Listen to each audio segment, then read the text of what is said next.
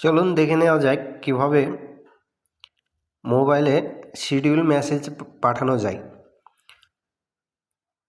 Schedule message পাঠানোর জন্য আপনাকে প্রথমে মেসেজ অ্যাপসে প্রবেশ করতে হবে।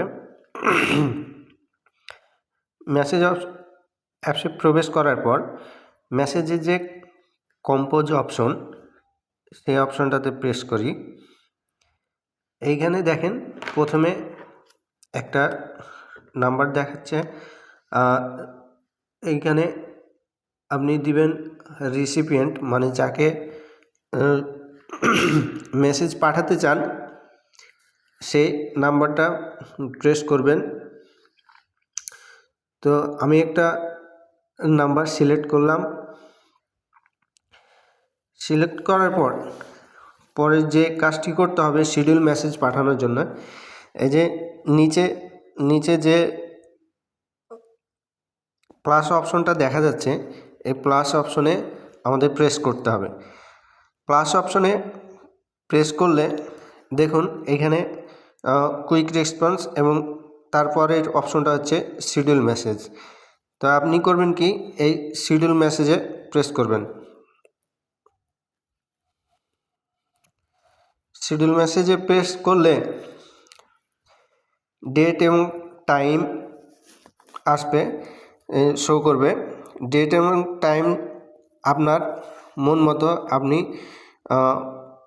বসাই দিবেন। যেমন এইখানে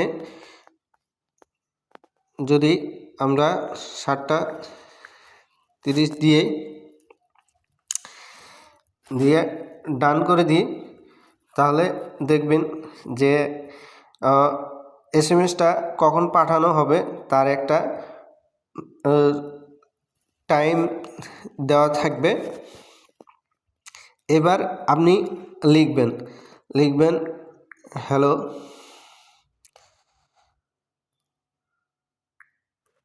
হ্যালো, এবার আপনি যে সিম থেকে মেসেজটা পাঠাতে চান সেই অপশনে প্রেস করবেন।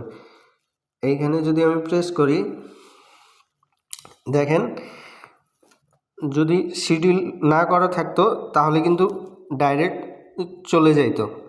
আর এইখানে দেখেন যে শিডিউল করার জন্য এখানে একটা ক্লক শো করছে, অর্থাৎ আমাদের কাজটি সুন্দরভাবে হয়েছে।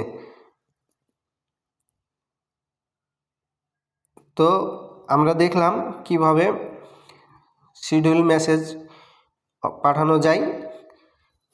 ভিডিওটি ভালো লাগলে অবশ্যই সাবস্ক্রাইব করবেন। ধন্যবাদ।